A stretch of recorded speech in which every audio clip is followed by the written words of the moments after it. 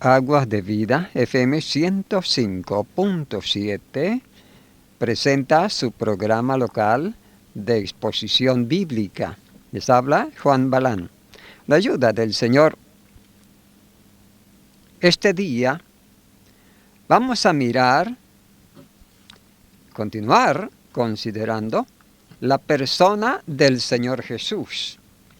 La palabra de Dios en Hebreos capítulo 12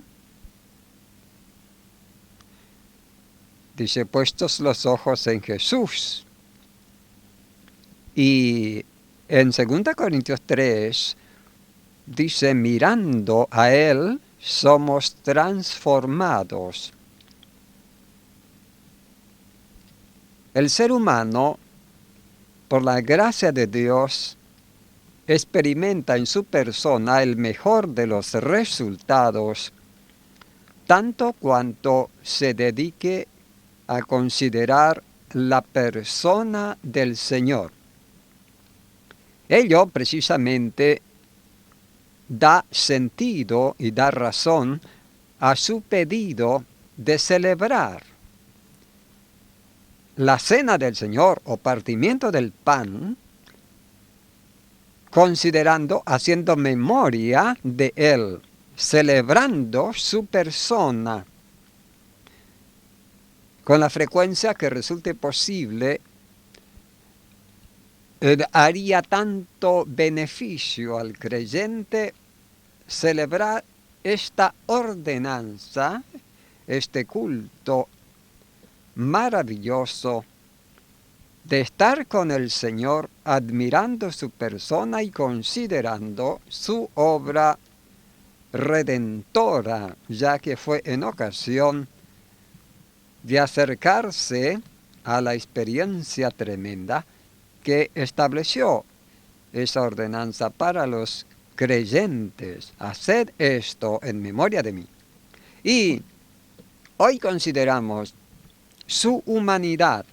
En programas anteriores consideramos un poco sobre su deidad, su grandeza, su gloria. Alguien, entre tantos maestros que se oponen a la deidad del Señor y la combaten, llegó a tener una expresión pretendiendo ridiculizar la verdad acerca del Señor, y dice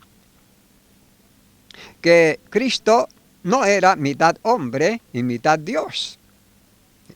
Es cierto, en este caso tiene razón, porque el Señor Jesucristo no era mitad hombre y mitad Dios, sino que era íntegra y totalmente y perfectamente hombre, y también total y plenamente Dios. Él era en sus perfecciones maravillosas las dos cosas, no era mitad y mitad. Es cierto en tal sentido.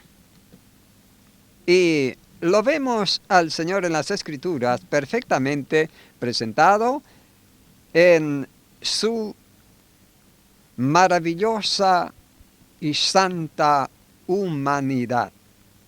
En Filipenses capítulo 2, versículo 6 al 8, dice así: el cual se refiere a él antes de encarnarse, el cual siendo en forma de Dios, no estimó el ser igual a Dios como cosa que aferrarse. No consideró eso algo como condición de la que no se desprendería, de la que no se cambiaría. Dice, sino que se despojó a sí mismo, tomando forma de siervo, hecho semejante a los hombres. Despojarse, aquí no es despojarse de su deidad. Los expositores y las escrituras para nada pueden permitir una interpretación en tal sentido. Pero despojarse es despojarse de su gloria, de su exhibición, de su manifestación de tremenda potestad y grandeza que le caracteriza en su ser. Él se despojó de ello para tomar otra forma. Es en ese sentido que se despojó. Una versión traduce que se constituyó carente de gloria, en el sentido de que quedó sin poseer esa majestad, esa grandeza, esa naturalidad tremenda de su gloria eterna en la que habitaba normalmente y habita en la actualidad, retornando a ella después de ser glorificado. Pablo dice en 1 Timoteo capítulo 6 que habita en luz inaccesible y que ninguno de los hombres ha visto ni puede ver. En esa provisión de su normal y de su habitable característica y atribuciones que le son propias a su grandeza, el ser humano no ha visto nunca ni tampoco lo puede ver. Eso es lo que se dice en el pasaje. Y bien, de eso es de lo que se despojó el Señor para venir al mundo tomando forma de siervo, como dice el versículo 7, forma de siervo, subordinado a la soberanía de la deidad, forma, condición y aspecto, hecho semejante a los hombres, y estando en la condición de hombre, se humilló a sí mismo, hecho obediente hasta la muerte y muerte de cruz.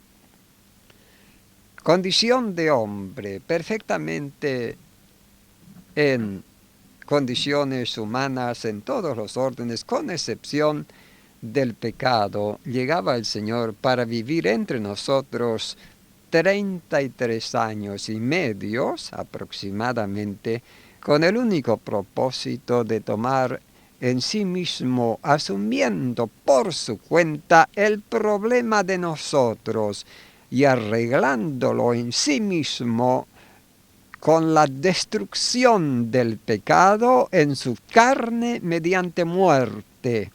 ¡Qué preciosa obra! ¡Qué maravillosa redención! ¡Qué acto incomparable! ¡Qué humillación y condescendencia! ¡Qué maravilloso es el Señor! Alabado sea su bendito nombre. En Hechos capítulo 10, versículo 38, el apóstol Pedro habla en el discurso a Cornelio y contando también, dice 10:38, lo siguiente, que dice: vosotros sabéis lo que se divulgó por toda Judea, comenzando desde Galilea, después del bautismo que predicó Juan. Entonces se refiere el apóstol a la persona del Señor Jesucristo en su forma de siervo y condición de hombre, y dice: ¿cómo?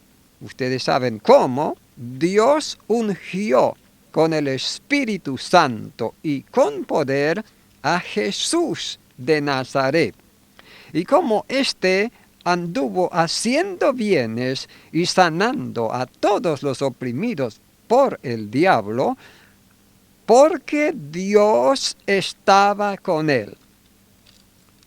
Qué declaraciones claras y qué concordantes con lo que la inspiración en la pluma de Pablo dice: condición de hombre. Aquí dice que lo que el Señor hacía era porque Dios estaba con él.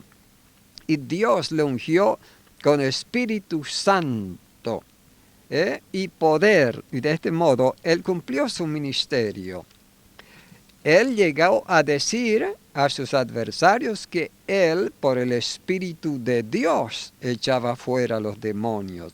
De modo que el Espíritu Santo es el que morando en él en modo pleno, tanto como ningún hombre llegó a disponer, es que produjo toda esta tremenda maravilla, desplegando ese poder excelso de su gloria como hombre, siervo de Dios, tanto como ninguno llegaría a realizarse en condición de hombre. Pero él no dejaba de estar dentro de las limitaciones humanas. Y en Mateo 12, 28 es lo que dice que él por el Espíritu de Dios echaba fuera a los demonios. De modo que él no hacía un ejercicio de capacidades propias. Él no ponía en servicio sus facultades de Dios, sino que él ponía su servicio de hombre en dependencia de la deidad mediante la unción con el Espíritu Santo. ¿Qué condición de hombre perfecta es esta a la cual se limitó el Señor para redimirnos? En Juan capítulo 5, 30 al 40, 30 y 43, Juan 5, 30 y 43, dice la palabra del Señor. Dice el Señor: no puedo yo hacer nada por mí mismo. Según oigo, así juzgo, y mi juicio es justo, porque no busco mi voluntad, sino la voluntad del que me envió, la del Padre. Y el 38 dice: ni tenéis su palabra morando en vosotros, porque a quien Él envió, vosotros no creéis.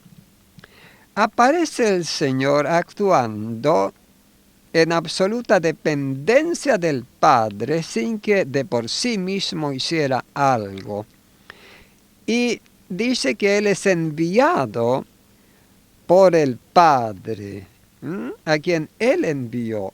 En Hebreos 3 dice apóstol, refiriéndose a Él. Apóstol significa precisamente enviado.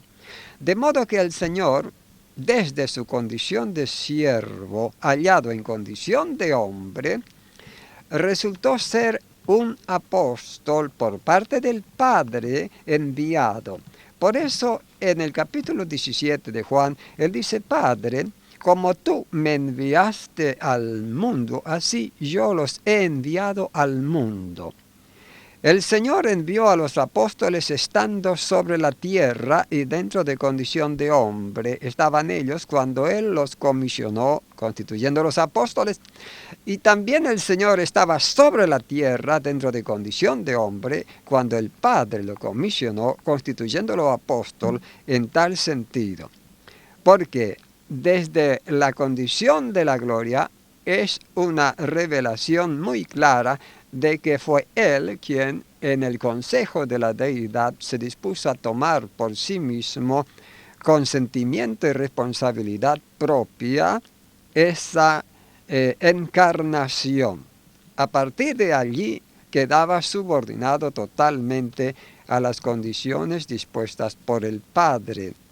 Pero Él no fue enviado del cielo a la tierra como subordinado al Padre. Él se subordinó al Padre desde estar en condición de hombre y en forma de siervo, y de este modo ser el Salvador.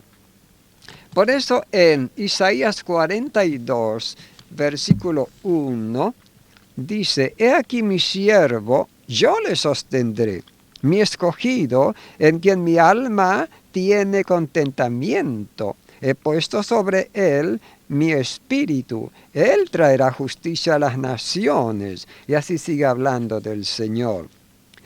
Dice: yo le